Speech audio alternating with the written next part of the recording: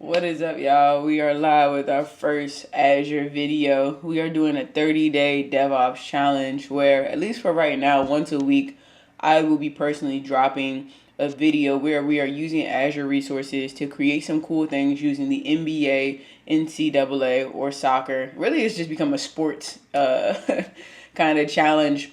But we'll be using Azure services to create some cool things. So for those of you who may not know me, my name is Alicia. Partnered up with the Cozy Cloud crew. Shout out to Kat and Shae. We started building out some projects using AWS, and that one is cool. We have at least like 3 to 4 projects a week. So feel free to find that, or maybe I'll link it in my description for those of you who are using AWS.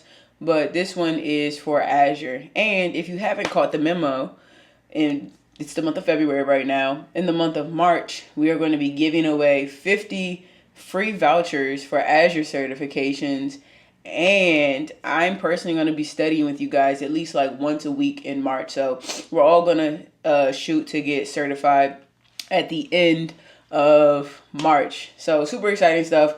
I'll probably drop some more details about that in the Discord itself, but yeah, let's get into this challenge. Today we are going to be building out what we like to think of as somewhat of a data lake. We are going to go and grab some NBA data offline and store it in our container or our blob storage. So I'm honestly going to just share my screen and jump straight into this one. Let's do some quick housekeeping because the layout of this is going to be slightly different for those of you who may have started with us in the AWS version of this. Mainly because instead of having to go to a bunch of different GitHub repositories, because I'm solely working on Azure, I'm actually going to keep every single piece of content here. So this README isn't going to be the instructions for the lab that we're doing. Actually, what I've used this README as is a source to kind of help give you guys some resources to get plugged into the Azure community. This is going to be like a growing document. I kind of just plugged a few things here, but I really want to make this more robust. So I have some cheat sheets on how to translate AWS to Azure services. I also did a video on that, so I'm going to drop it and link it in here. If you just need to know all of the Azure services that are out there, this does a great job of breaking them down by type, data, infrastructure, etc. Not infrastructure, networking, storage, etc. Got some books in here, Discord communities, some certifications if you're trying to figure out what certifications you should get. That's also in the video that I'm dropping, but linked the doc here. I'm going to link also some courses and academies that you guys can take to learn this. Third-party companies that integrate into the Azure ecosystem. There's way more than this, but just wanted to highlight a few. Some blogs. I'm going to build out social media accounts for Azure content creators, and then also some great podcast newsletters, glossaries, and white papers. So if you have any recommendations, please shoot this to me. I want this to be information overload, so you can go here and learn everything about the world of Azure. But the way that I'm going to structure this folder is I'm essentially going to have a projects kind of I'm gonna have a projects tab, and I'm gonna kind of clean this up a little bit, but I'm gonna have a projects tab. Underneath of here you'll see week 1. There'll be week 2, week 3, week 4 as we progress, and then within that you will see the lab. Now this hierarchy might change because I might come back and do more projects from week 1 that we did on the AWS version. But right now, because of bandwidth, I'm at least going out and building out the projects that I did specifically. So cool. Within that week 1 folder, once you get nestled in, you'll see an instructions folder, and then you'll also see all of the files that we're using. If you click on the instructions folder, you get here, right? To this is the README document of step by step what you need to do to actually get this project up and running. And I also have AWS to Azure translation. So for those of you who have already done the AWS equivalent of this, you can understand okay, in AWS we use S3, and here we'll be using blob storage. So we'll get into the instructions a little bit later. Really want to talk about the files themselves and kind of walk you through step by step what each one is doing. So let's work our way up. The setup NBA data lake.py is the full end-to-end pipeline. So let's start off with the Azure resources specifically, and work our way from there, right? So the Azure resources is going to be responsible for quite a few things. It's actually going to be what goes out and creates all the necessary Azure resources that we use within this file. So it's going to create a resource group. Resource groups are something that we didn't really talk about or utilize. At least I didn't utilize on the AWS side. But the way I like to think about them is like a clean way to like containerize or hold like your projects, right? So I like to think of like resource groups as like a folder, right? Like if I'm working with storage services, I might put all of those in a specific resource group. Or if I'm working for like a specific project, I might put all of those project resources in a resource group. It really helps with like keeping your environment clean. Like after I do this project, if I want to destroy everything, I can just know that all those services are stored within that resource group or within that folder specifically. Maybe I'll link some videos about what those are. But outside of creating the resource group, if it doesn't exist, it's also going to create our Azure storage accounts and our Azure Synapse Analytics workspace. And then it also stores our SQL admin credentials securely from that .env file. So we have some credentials that we have to pass through, and we do that from the .env file that I'll show you guys here in a second. It'll also return the connection string and the Synapse endpoint for future processing to the .env file. So we have a part where it like injects those credentials dynamically for us after they're created. But yeah, taking this thing kind of like one line by one line. Up here, we have pretty much where we're going to import the necessary Azure SDK library. So this first line is going to manage our Azure resource groups. This second line is going to manage our Azure storage accounts. This third line is going to manage our Azure Synapse Analytics.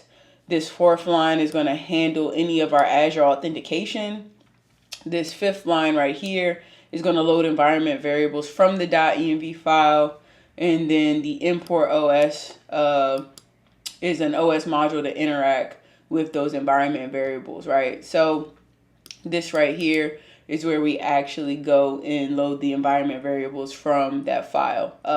And so for those of you who are new and haven't done this on the AWS portion, pretty much our .env file is where we can store any of the things that we need to call later in our code, right? So what is our resource group name going to be? What is our Azure storage account name going to be? All of those things, we pretty much change it in one spot, and then it injects it into the code instead of having to go to like all 5 different files and update them every time we make changes to the naming convention and things like that. So getting into line 11 through line 15 at least, this block of code that says retrieve credentials from the environment variables, it's going to do exactly that. It's going to go and grab our SQL admin username and our SQL admin password. These are things that we are actually defining in that file.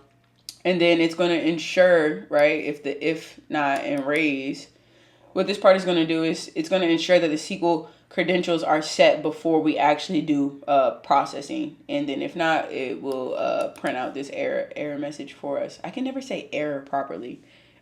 Like I say like like an error. I don't know, I can't say it. Anyways, so this credential equals default Azure credential. This is going to initialize our Azure authentication using the default credential method. And this will automatically use environment variables or managed identity authentication. So getting into some of our functions down here, this is going to ensure the Azure resource group exists before recreating one. So if we already have, like if we were to name our resource group Alicia All Resource Group, it would go out and check and see if one exists with my subscription ID. And if not, it would actually try to go in and create that. So that's exactly what this resource client code is doing. It's going to create a resource client management, and then it's going to try to create or update the resource group itself. And then if that does not work out for us, it's going to print an error. So this is very important when you're like writing out code to print when things are successful or not, because that way like it gives you a little bit to kind of troubleshoot from on the command line itself. Like from the output, you can see where things are kind of going wrong and where you're getting hiccups at. But moving on to our next function, that's going to create the storage account and return the connection string to our .env file. This first line of code creates the storage management client, and then this create resource group is going to ensure that that resource group exists before proceeding, and then it's going to create the storage account process right here in this blob. So this is going to set the location for the storage account, like which region it's going to be in. And then we also have the type, right? So what SKU we're going to use. So this one is going to use standard storage type with locally redundant storage. That's what LRS stands for. And then what kind. We have it specified as storage v2. So this is going to specify a general purpose storage account. So this is just all the information that, like, if we were doing this within the UI to create these resources and selecting different specs that we want, we're doing it all from the script itself. Now, down here, we do have this storage account async operation result. This is going to wait for this storage account to actually be created or completed before moving forward. Because the next, if it was to just run without giving it time to propagate, this is where we will probably see some failures, because this is going to retrieve those storage account access keys and then construct the connection string for the blob storage itself, and then return the connection string for storage access. And then, as always, if any of this fails, it's going to raise an error message. So that is our blob, or our block of code that handles everything around the storage account creation.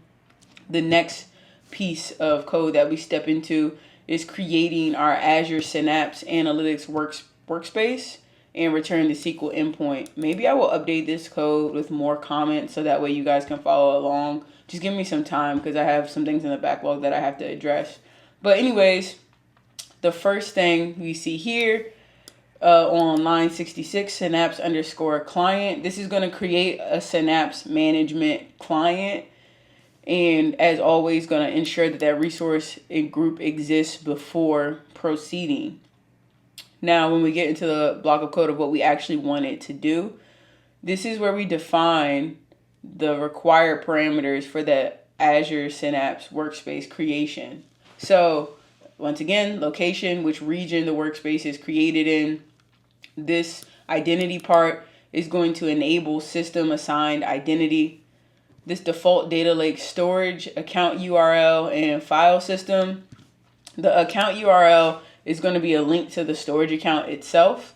And then the file system is the name of the container in the storage. So here we are naming this bad boy Synapse. Keep people on their toes. And this is also things that, like, if you don't want to like hard code it in, you could add this into your .env file and update that. But this doesn't have to be unique. So left that one in there for you. Now, this SQL administrator login and administrator login password, this is where we go and retrieve that from the .env file and inject that login information. And now we can begin the process of creating the Synapse workspace. And so this is going to go and pass all of the required workspace details. Sorry about that, guys. Let's see. So once again, right here, we are going to use this line of code to wait for the workspace creation to complete. It's going to then retrieve that SQL endpoint for querying the data, and then it's going to print whether it was a success or a failure.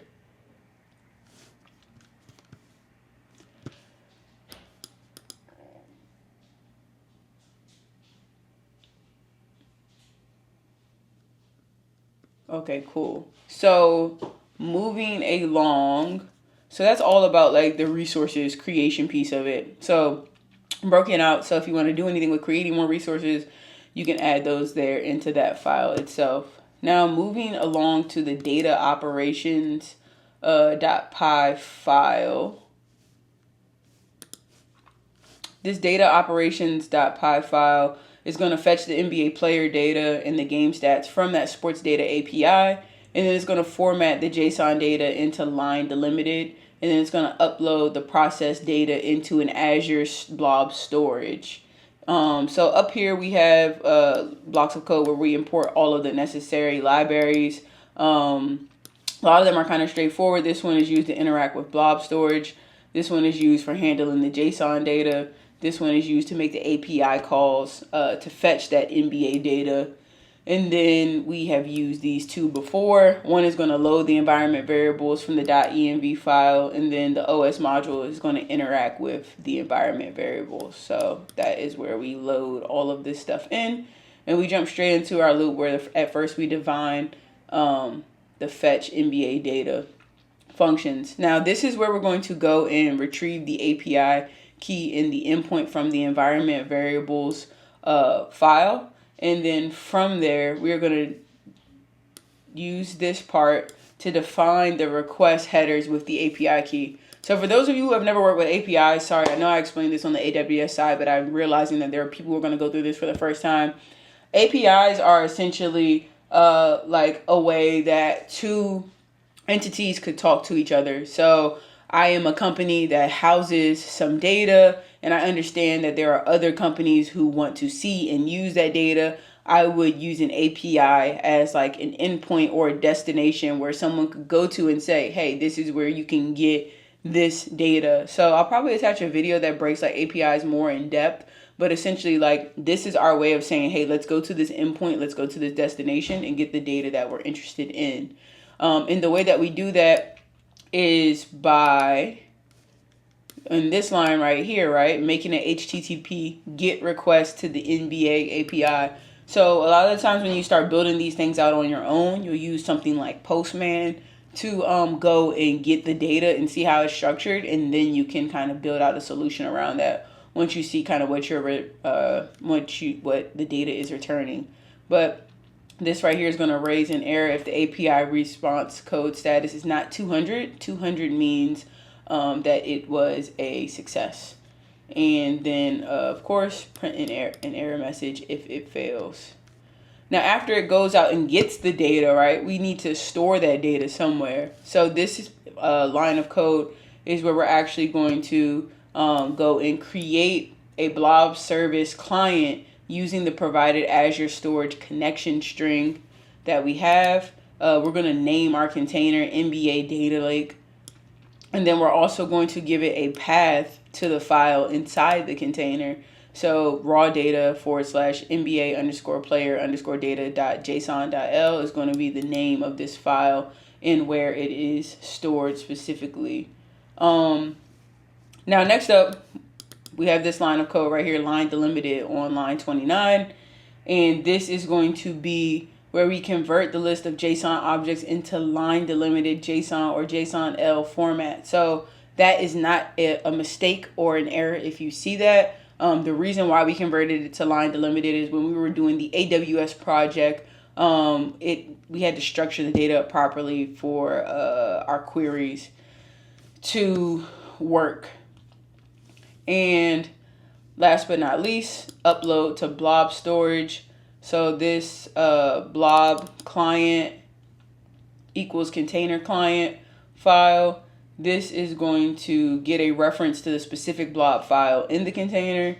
And then this is going to upload the JSON-L data to the Blob storage. And it's going to overwrite any existing file. So if you run this once, it'll be a file there. If you run it again, it's just going to overwrite it on top of that. So if you're interested in taking this to the next level, you can obviously tweak that and get into versioning and all of that good stuff. But now that we went over the two files that kind of interact with it, let's go over the main kind of like data pipeline, if you will, which is our setup NBA _ data_lake.py. That is a mouthful. So this is like the main file that we're actually going to run. This is going to orchestrate the entire what we call data pipeline by creating all the Azure resources, fetching the NBA data from the API, storing that data into Blob storage, and then setting up our Synapse analytics for querying if we want to take this thing to the next level. So all of those files that we recently went through in the scripts will be called and injected into here to go out and do great things, right? So cool. First and foremost, we have our imports. So our first line of code is what we're going to use functions to create those Azure resources. Our second line of code, data operations import, is going to import those functions for fetching and uploading the data. And then as we have here, loading the environment variables from the .env file in the OS module to interact with those environment variables. So we've used these two in all three scripts. So let's start off with the main function, which is going to orchestrate that Azure resource creation, data fetching, and storage setup with our Azure configurations. So we have our resource group. This is just going to that environment variable file and pulling all of these things and injecting them in. Resource group, what location, storage account name, subscription ID, and workspace name for our Synapse Analytics workspace. And it will print out what is happening. So it's going to print that it's creating those Azure resources. It's going to create the storage account and retrieve its connection string. And then this is going to create a Synapse workspace and retrieve its SQL endpoint. Now, next up, we have the next step where we are actually saving the Azure connection details in the .env file for future use. So this is going to open the .env file in append mode. This is going to save that storage account connection string. This is going to save the SQL endpoint. And then this is going to print a confirmation message that the file was able to be updated with the resource details. Now, lastly, well, not lastly yet, but over here we have a print statement that's fetching the NBA data and uploading it to a blob storage. So it's letting us know that it's in that part of the code. It's going to call the API to fetch the NBA data. And then if the data is retrieved successfully, it's going to upload it to our Azure storage account. And then we have a final confirmation message after successful execution here. And then this is going to ensure that the main function runs only when the script is executed directly. So that is the project in a nutshell. Some other files you'll see here is requirements.txt. This is just kind of loading in some of the requirements for this as well. Our gitignore is going to be used if you are pushing this to a repo. So of course we want to ignore our .env file because that contains sensitive information at times, like our subscription ID, certain passwords, things like that, that we will eventually put into Key Vault kind of as we get more mature. And then of course we want to, ignore checking in the instructions. That's just for you to follow along with. But this is what the environment variable file looks like. If you're getting any issues, make sure that this stuff is unique. Make sure that it satisfies all of the requirements, like, lowercase, all of that good stuff. Make sure that you're not using like improper characters or whatever. This is your API key. I have instructions on how to get that, and we'll walk through that here in a second. But you'll swap this out with your Azure ID. You'll create a unique resource group, create a unique storage account name. Leave this location the same for now. This is dynamically pulled in from the code itself. This is something that you create uniquely. You can create a unique admin username. And then honestly, to keep this easy, you could just keep this password, or, if you do change it, just make sure once again that you're staying within the proper parameters of what is required of a SQL admin password. So that way you don't get any error messages. So trying to keep you guys as error proof as possible. But let's jump straight into the instructions and actually build this thing out. So up here, you guys will see I kind of have an overflow or overview of what each script is actually doing. This will show you like the structure of the actual project itself. So how we have data lake once you clone that repo, and all of the relevant files underneath of that. As I mentioned earlier, for those of you who are coming from AWS, did a quick kind of cheat sheet for you on what each service is doing in Azure and how we swap that out from the AWS.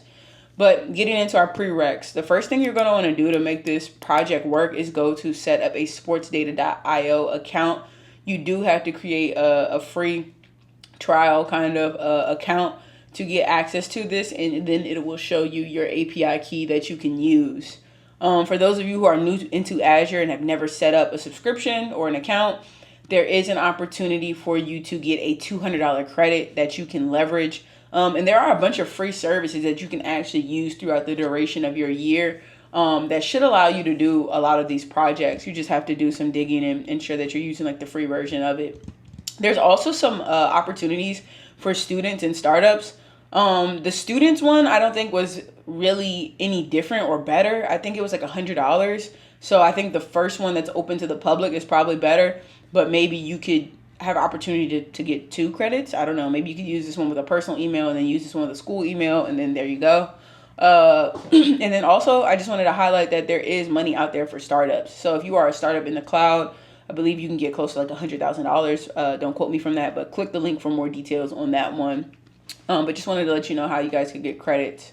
Now, I will be using VS Code to run all of my projects. It's probably a little bit easier to follow along if you do it that way, but there's multiple ways to skin a cat. If you want to just put these scripts directly into your Azure Portal Cloud terminal, there we go, this Cloud Shell, you do have the opportunity to upload and manage files directly from there if that's something of interest to you. So these are just some of the extensions within Visual Studio Code that you can install. When you open VS Code, you'll see over on the left, there's like 4 blocks, like 3 of them are together, like do, and then 1 block is kind of up off to the side. If you go there and just search for these extensions, you can install them relatively quickly.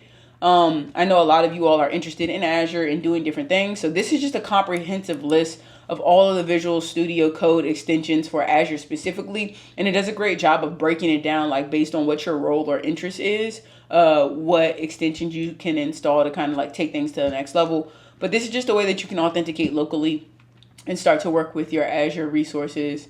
You're also going to want to make sure that you have Python and pip installed. Python is how we are going to run these Python scripts. And then pip is also we're going to be used to install our required dependencies. So once you get all of that knocked out, you're going to want to open Visual Studio Code. You're going to want to clone this project locally and then change to this directory right here where the scripts are stored as your data lake. So CD is just change directory. If you ever get lost with where you're at, you could always type ls. It'll show you anything in there. And then you can also do cd ... or cd ... cd space ... to go up like another level. So highly recommend you guys kind of understand some of the like Git terminology and how to work that. But I will leave that up to you to ramp on your own time. So as we mentioned, the .env file, the first thing you're going to do is go and update all of this information here. And then after you do so, it's pretty simple. We're just going to run this Python script and everything is created. So once you give it a second to actually create, here, let me jump into the Azure portal. So once you give it a second to actually create, there's 2 ways that you can go and manually check that it was successful. One, you'll see everything down in the terminal being printed out that it was successful. But 2, you can go over to the Azure portal itself and you can find your storage account. Go down to containers because that's where we wanted to store it. And you should see NBA data lake, raw data as the file, and then boom, NBA player JSON delimited. So let's download that and open it up. Screen on us. When we download that and open it up, as you can see here, this is just a bunch of data that is kind of like raw. It doesn't really mean much to us, but we can use our Synapse to set up some queries, which we're going to do kind of as like a bonus project. I'll add it in to the README steps here, but this is where I was saying you guys could come and look up the certain the extensions that are needed. So click this and search for those extensions. But yes, so the data is stored there successfully. I also put some commands you could run in the CLI to get the output and download the file and view them yourself. So just to recap on what we learned how to create a data pipeline that goes out and fetches the data and stores it somewhere. We automated that cloud infrastructure with Python. We started working with converting JSON to line delimited JSON-L. And then down here, I have some future enhancements that you could do, right? So if you wanted, you could go out and automate a data refresh. You could use Azure functions to say, hey, go and grab this data from this API. You can also set up a real-time NBA stream with Azure Event Hubs, which is one of our messaging services. You could connect to Power BI from Synapse Analytics to create dashboards. And then you could also integrate Azure Key Vault for the credential management portion of it to just increase like security and authentication. I'm going to add down here at some point some queries that you could use to interact with Synapse. So that way you could actually like return some data from that JSON data itself. But that concludes this one. I also am going to include a technical diagram here that will show you kind of how all this data moves through, but at least you have a walkthrough of it line by line. But definitely drop in the comments how you all feel about this one. If this is your first time jumping into Azure, let me know how you feel about using it. What's your feedback, ease of use, things that made your learning process easier, because we can share those out with others. Yeah, and I will be dropping this video in the Azure Discord so you guys can follow along with it. We should be uploading on Friday next week. So that is actually going to be Valentine's Day. So happy Love Day to everybody. Catch you guys in the next video. Keep putting your best foot forward and learning this stuff. It really takes repetition. So give yourself grace, but kudos to you for showing up and knocking this thing out.